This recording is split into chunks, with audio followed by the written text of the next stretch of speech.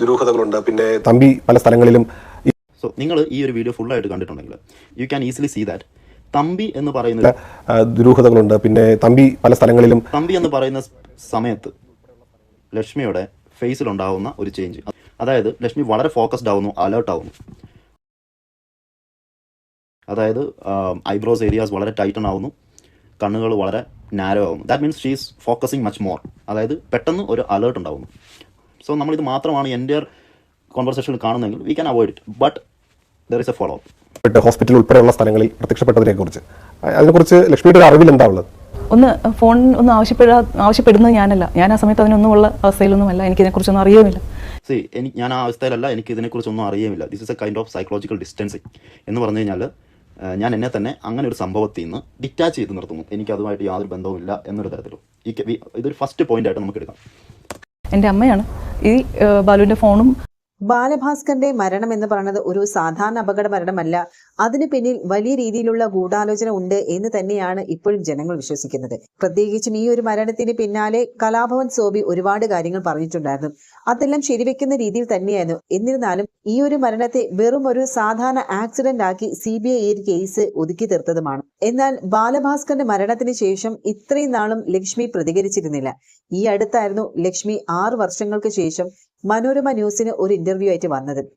ശരിക്കും ആ ന്യൂസ് കണ്ട ആൾക്കാർക്ക് അത് പ്രത്യേകിച്ച് ഒന്നും പറയാനില്ല. അതൊരു സ്ക്രിപ്റ്റഡ് ആയിട്ടുള്ള ഒരു ഇന്റർവ്യൂ ആയിട്ടാണ് തോന്നിയത്.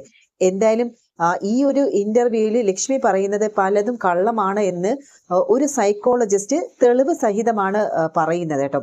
അദ്ദേഹം ബിഹേവിയർ അനാലിസിസ് ചെയ്താണ് ഈ കാര്യങ്ങളെല്ലാം വ്യക്തമായിട്ട് പറയുന്നത്.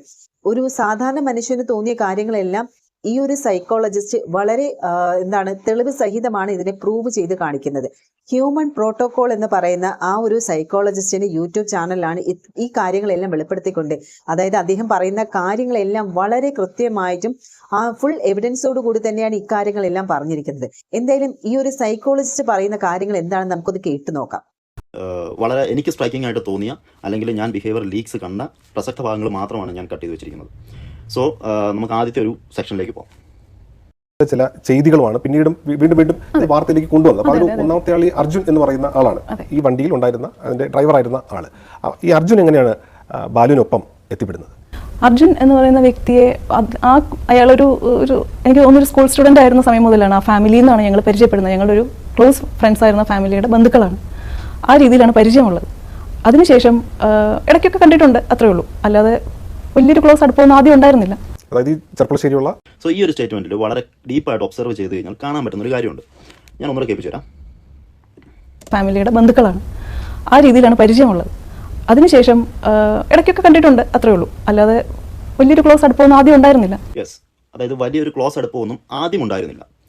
അങ്ങനെ പറഞ്ഞു കഴിഞ്ഞാൽ സ്റ്റേറ്റ്മെന്റ് അനാലിസിസിൽ നമ്മൾ യൂസ് ചെയ്യുക, എന്താണോ സബ്ജക്റ്റ് പറയുന്നത് അത് അതേപോലെ ട്രൂത്ത് ആയിട്ട് എടുക്കുകയാണ് ചെയ്യുക. സോ അതുപോലൊരടുപ്പം ആദ്യം ഉണ്ടായിരുന്നില്ല എന്ന് പറയുന്ന ആ സ്റ്റേറ്റ്മെന്റ് അവിടെ കൊണ്ട് അവസാനിച്ച് മറ്റൊരു തരത്തിലേക്ക് പോകുന്നു. ദാറ്റ് മീൻസ് ആദ്യം ഉണ്ടായിരുന്നില്ല, പക്ഷേ പിന്നീട് ഉണ്ടാവാം. There is A chance. So അടുത്ത വീഡിയോയിലേക്ക് പോകും.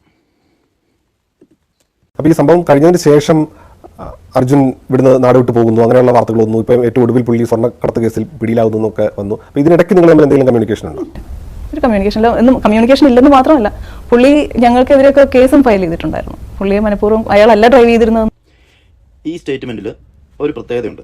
അതായത് നമ്മൾ ബേസ് ലൈൻ ബിഹേവിയർ എടുത്ത സമയത്ത് ഒരു സബ്ജക്റ്റ് കൂടുതലായിട്ടും അവരെ തന്നെ പോയിന്റ് ചെയ്യാനായിട്ട് യൂസ് ചെയ്ത പ്രോനൗൺ എന്ന് പറയുന്നത് ഞാനാണ്. അതായത് ഞാൻ അങ്ങനെയായിരുന്നു, എനിക്കിങ്ങനെയായിരുന്നു, ഇങ്ങനെ ഒരു കാര്യമാണ്. പക്ഷേ ഈ ഒരു സ്റ്റേറ്റ്മെന്റിൽ നിങ്ങളൊന്നുകൂടെ ശ്രദ്ധിച്ചു നോക്കും.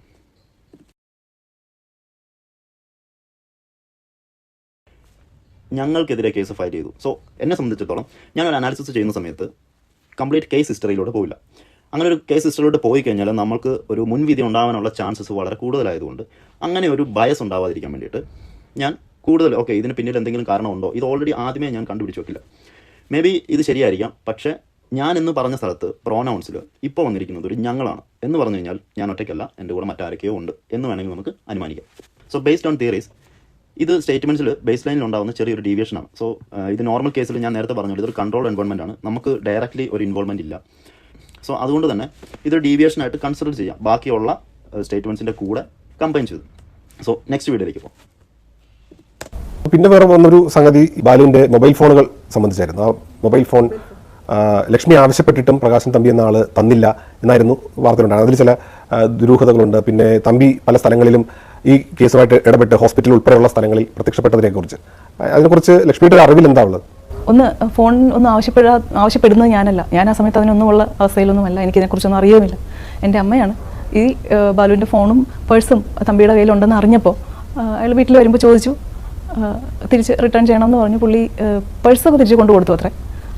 പക്ഷേ ഫോൺ കുറച്ച് ദിവസം കയ്യിൽ വെച്ചോട്ടെ, ഞാൻ തന്നേക്കാം, ഉറപ്പായിട്ടും തിരിച്ചു തരാം, 1-2 ദിവസം കയ്യിൽ വെച്ചോട്ടെ എന്നൊരു വളരെ വ്യക്തിപരമായ രീതിയിൽ ചോദിച്ചു. സോ ഇവിടെ നമുക്ക് കാണാൻ പറ്റുന്ന കാര്യം വെച്ചാൽ ഇവിടെ ബ്ലിങ്ക് റേറ്റ് നമുക്ക് കൺസിഡർ ചെയ്യാൻ പറ്റില്ല.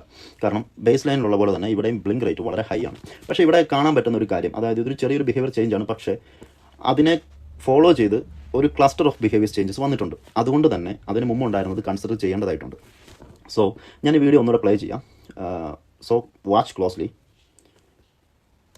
ദുരൂഹതകളുണ്ട്. പിന്നെ തമ്പി പല സ്ഥലങ്ങളിലും സോ നിങ്ങൾ ഈ ഒരു വീഡിയോ ഫുള്ളായിട്ട് കണ്ടിട്ടുണ്ടെങ്കിൽ you can easily see that Thampi എന്ന് പറയുന്നത് ദുരൂഹതകളുണ്ട്. പിന്നെ തമ്പി പല സ്ഥലങ്ങളിലും തമ്പി എന്ന് പറയുന്ന സമയത്ത് ലക്ഷ്മിയുടെ ഫേസിലുണ്ടാവുന്ന ഒരു ചേഞ്ച്, അതായത് ലക്ഷ്മി വളരെ ഫോക്കസ്ഡ് ആവുന്നു, അലേർട്ട് ആവുന്നു. അതായത് ഐബ്രോസ് ഏരിയാസ് വളരെ ടൈറ്റൺ ആവുന്നു, കണ്ണുകൾ വളരെ നാരോ ആവുന്നു. That means she is focusing much more. അതായത് പെട്ടെന്ന് ഒരു അലേർട്ട് ഉണ്ടാവുന്നു. സോ നമ്മളിത് മാത്രമാണ് എൻ്റെ കോൺവെർസേഷനിൽ കാണുന്നതെങ്കിൽ we can avoid it, but there is A follow up. Hospital ഉൾപ്പെടെയുള്ള സ്ഥലങ്ങളിൽ പ്രത്യക്ഷപ്പെട്ടതിനെക്കുറിച്ച് അതിനെക്കുറിച്ച് ലക്ഷ്മിയുടെ ഒരു അറിവിൽ എന്താ ഉള്ളത്? ഒന്ന് ഫോൺ ഒന്ന് ആവശ്യപ്പെടുന്നത് ഞാനല്ല. ഞാൻ ആ സമയത്ത് അതിനൊന്നുമുള്ള അവസ്ഥയിലൊന്നുമല്ല. എനിക്കിതിനെക്കുറിച്ചൊന്നും അറിയുമില്ല. ഞാൻ ആ അവസ്ഥയിലല്ല, എനിക്ക് ഇതിനെക്കുറിച്ചൊന്നും അറിയുമില്ല. This is a kind of psychological distancing എന്ന് പറഞ്ഞു കഴിഞ്ഞാൽ ഞാൻ എന്നെ തന്നെ അങ്ങനെ ഒരു സംഭവത്തിൽ നിന്ന് ഡിറ്റാച്ച് ചെയ്ത് നിർത്തുന്നു. എനിക്ക് അതുമായിട്ട് യാതൊരു ബന്ധവുമില്ല എന്നൊരു തരത്തിലും ഇതൊരു ഫസ്റ്റ് പോയിന്റ് ആയിട്ട് നമുക്ക് എടുക്കാം. എൻ്റെ അമ്മയാണ് ഈ ബാലുവിൻ്റെ ഫോണും പേഴ്സും തമ്പിയുടെ കയ്യിലുണ്ടെന്ന് അറിഞ്ഞപ്പോൾ അയാൾ വീട്ടിൽ വരുമ്പോൾ ചോദിച്ചു, തിരിച്ച് റിട്ടേൺ ചെയ്യണമെന്ന് പറഞ്ഞു. പുള്ളി പേഴ്സൊക്കെ തിരിച്ച് കൊണ്ടു കൊടുത്തു അത്രേ.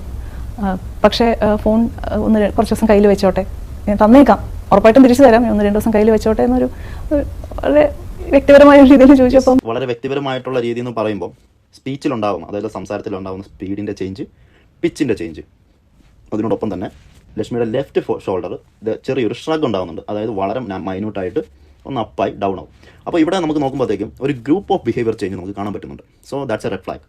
അതായത് ഈ ഷോൾഡർ ഷ്രഗ് ഉദ്ദേശിക്കുന്നത് വളരെ ആൻസൈറ്റി, അല്ലെങ്കിൽ പറയുന്ന കാര്യത്തിൽ ഒരു അൺസർട്ടനിറ്റി, അല്ലെങ്കിൽ സ്ഥിരതയില്ലായ്മ, ഇൻകോൺഗ്രുവൻസി, ഇങ്ങനെയുള്ള കാര്യങ്ങളൊക്കെ സംഭവിക്കുമ്പോൾ ഉണ്ടാകുന്ന ഒരു ബിഹേവിയറാണ്. ഇതൊരു സിംഗിൾ ബിഹേവിയർ അല്ല. ഇതിൻ്റെ കൂടെ പിച്ചിലുണ്ടാകുന്ന ഡിക്രീസ്, അതായത് പിച്ച് വളരെ താഴ്ന്നു, സംസാരത്തിൻ്റെ സ്പീഡ് കുറയുന്നു. So that's A red flag. അതായത് തമ്പിയുടെ പേര് പറഞ്ഞപ്പോൾ വളരെ അലേർട്ട് ആവുന്നു, ആൻഡ് ഫോളോ അപ്പ് ആയിട്ട് സൈക്കോളജിക്കൽ ഡിസ്റ്റൻസിങ് വരുന്നു. Again these 3 behaviour changes are there. So there is something of. നമുക്കിനി ഒരു വീഡിയോ പാർട്ടും കിട്ടുന്നുണ്ട്. അതിനുശേഷം നമ്മൾ സോബിയുടെ വീഡിയോയിലേക്ക് പോകും. So start. ലക്ഷ്മി നേരത്തെ പറഞ്ഞു എന്തുകൊണ്ട് ഈ കാര്യങ്ങൾ ഇപ്പോൾ തുറന്നു പറയാൻ തീരുമാനിച്ചു എന്ന് പറഞ്ഞു. ഇതല്ലാതെ ഇപ്പം തുറന്നു പറയുമ്പോൾ തന്നെ ഏതെങ്കിലും രീതിയിൽ പറയണം എന്നുള്ള എന്തെങ്കിലും സമ്മർദ്ദമോ അല്ലെങ്കിൽ ലക്ഷ്മിക്ക് എന്തെങ്കിലും പേടിയോ ഉണ്ടോ? ഞാൻ എന്താ പറയണ്ടേ, എന്നെ സംബന്ധിച്ച് ഞാനൊരു വളരെ സാധാരണക്കാരിയായ സ്ത്രീയാണ് ഞാൻ. എനിക്ക് എൻ്റെ ഹസ്ബൻഡ്, എൻ്റെ കുട്ടി എന്നുള്ളത് എൻ്റെ ടോപ്പ് പ്രയോറിറ്റിയാണ്. എൻ്റെ കാര്യത്തിലും മുകളിൽ. എൻ്റെ ഒരുപാട് ആരോഗ്യ പ്രശ്നങ്ങൾ, ഞാൻ മോൾക്ക് കുറച്ചുകൂടി ഏജ് ആവട്ടെ എന്ന് പറഞ്ഞ് എൻ്റെ ഈ പറഞ്ഞ ജോണ്ടിസും അതുപോലെ ഗോൾ ബ്ലാഡർ ക്രിസ്റ്റലിൽ വന്നിട്ടുള്ള ഇഷ്യൂസും വളരെ സിവിയർ ആയിട്ടുള്ള പെയിൻ സഹിച്ചപ്പോഴും കുഞ്ഞ് കുറച്ചുകൂടി വലുതായതിനു ശേഷം ഞാൻ എൻ്റെ ട്രീറ്റ്മെൻറ്റും കാര്യങ്ങളും ചെയ്യാമെന്ന് ബാലിനോട് പറഞ്ഞിട്ടുള്ള ഞാനാണ്. ഞാൻ അത്രയും പൊസസീവായിട്ടുള്ള, അല്ലെങ്കിൽ അത്രയും ഒരു വളരെ സാധാരണക്കാരിയായിട്ടുള്ള 90% വരുന്ന സ്ത്രീകളുടെ മെമ്പറാണ് ഞാൻ. ആ ഗ്രൂപ്പിലുള്ള ആളാണ് ഞാൻ. എൻ്റെ ഹസ്ബൻഡിന് അല്ലെങ്കിൽ എൻ്റെ കുഞ്ഞിന് എന്തെങ്കിലും സംഭവിച്ചത് ആരെങ്കിലും പ്ലാൻ ചെയ്തോ അല്ലെങ്കിൽ മനഃപൂർവ്വമായിട്ടോ ചെയ്തതാണെന്ന് എനിക്ക് 1% തോന്നിയാൽ, ആരെങ്കിലും എക്സ്പ്രസ് ചെയ്താൽ, ഒരു സാധാരണക്കാരിയൊന്നുമില്ല എനിക്ക് ചെയ്യാൻ പറ്റുന്നുണ്ട്. ഞാൻ ആദ്യം ഞങ്ങളുടെ സിറ്റി പോലീസ് കമ്മീഷണറുടെ ഓഫീസിൽ പോയി.